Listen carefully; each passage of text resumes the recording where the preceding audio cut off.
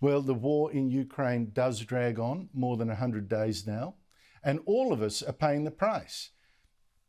Ask yourself, aren't you paying higher gas and oil prices because of bans on Russia? Aren't you paying higher food prices? Ukraine can't get its wheat and other crops out to the world. Russia's playing hostage, hostage diplomacy here. Won't feed the world unless you stop supporting Ukraine.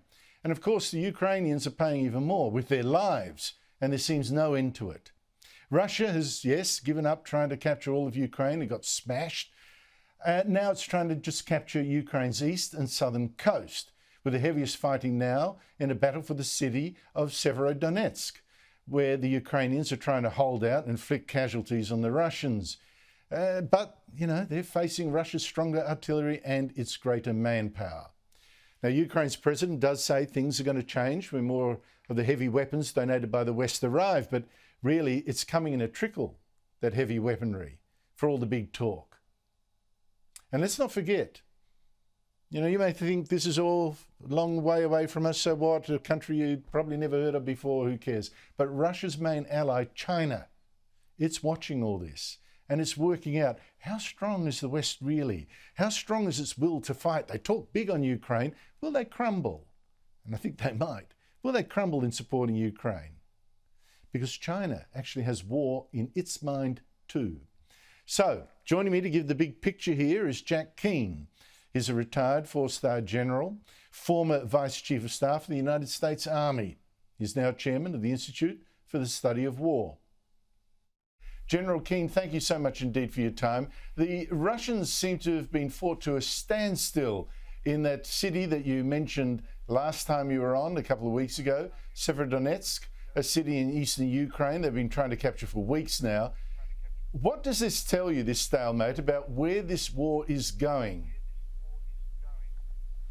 Yeah, well, what's taking place, Andrew, so your audience can understand, is this is largely an artillery war and a war of attrition now.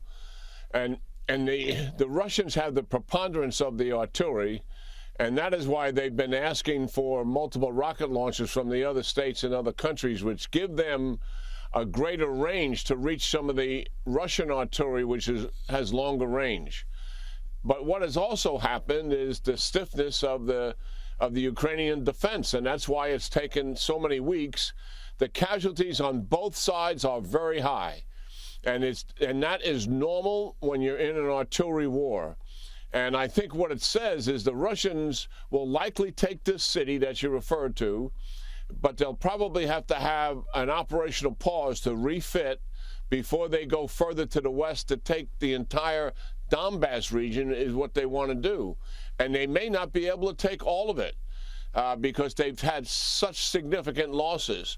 Also, from the Ukrainians' perspective, Andrew, while they have had some success conducting limited counterattacks, because of the casualties, I don't see them being able to take wholesale counter-offensive operations. In other words, what they wanted to do was conduct a counter-offense to take significant territory back from the Russians. But their casualties are taking a toll, and while I don't know for certain, I think it's going to limit their capability in doing just that. So what this means is we're heading to some kind of stalemate, Andrew, where the Russians can't achieve all that they want to do, and the Ukrainians can't take back the territory that they want. This is not good for the Ukrainians, because any kind of stalemate, Andrew, where the Russians control the southern coast, they're blocking Ukraine from getting any of their exports out, and they have a little bit more territory than what they had on February the 24th. They'll settle in there, rebuild, reposition their forces, and at some point start up again. So what the Ukrainians are trying to do is get them off their territory completely, and that seems to be quite a bit of a challenge now. I don't see that happening to the degree that the Ukrainians would want it to happen. So I think we're facing a stalemate probably sometime during the summer or by the end of the summer for sure. That is actually quite bad news, of course. What Russia doesn't take in this grab, it might then later take in a second. Well, looking further afield, General Keane, it seems to me this war may have backfired on China. It backed Russia in a pact signed 2 weeks before Russia did invade Ukraine. It was almost like, a go-ahead from China.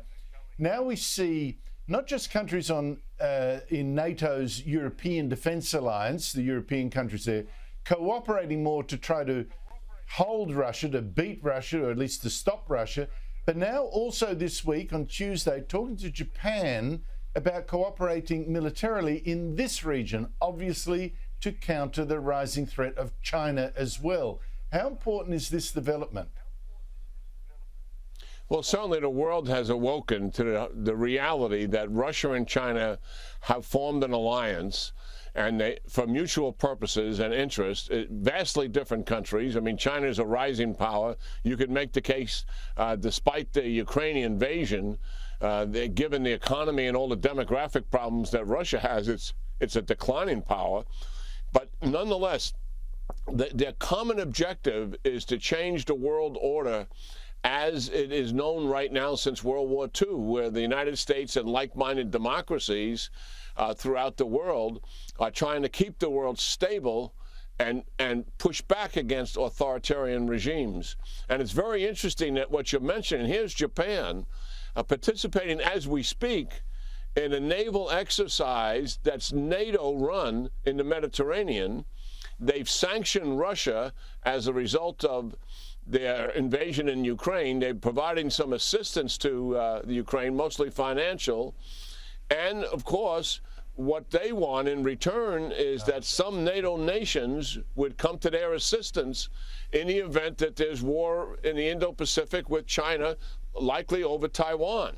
So, yes, this is a good thing that's coming out of this, as far as I'm concerned, in terms of Japan, NATO countries being very much aware of China's aggression in the Indo-Pacific region. France has been out there with naval ships. The Brits have been out in the Indo-Pacific with naval ships as well. So certainly they're taking stock of the fact that these two countries have come together for mutual benefit, and collectively they need to push back on both of them. I think that's absolutely right. It's quite frightening. I mean, I know they're very different countries, as you said, but it is an alliance of authoritarian states promoting authoritarian values. I find that quite frightening. Talking still on China, we have seen it, General, in our region act so aggressively. I mean, just the other day, you've almost certainly read one of its fighter jets even intercepted one of our surveillance aircraft in international waters near the South China Sea that China has stolen, claims now it's its own. That jet tried to spray aluminium strips into the engines of our plane, which could have brought it down.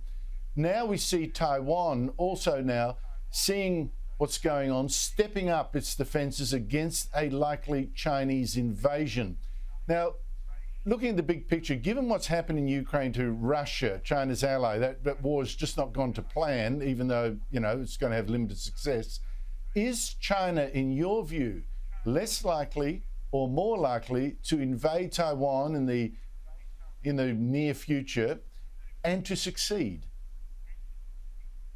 Yeah, well, that's a great question. And certainly they have to be disappointed in Russia's performance and the fact that Russia has also become something of an international pariah as a result of their war atrocities and war criminal activity. All that said, though, China is operating in their national interest, and they're going to pay attention to what lessons can they learn from what has taken place in Ukraine, the effectiveness of the sanctions. And they know full well the sanctions can take quite a toll on Russia, whereas universal sanctions against China would not have as great an effect because of the size of China's economy, certainly.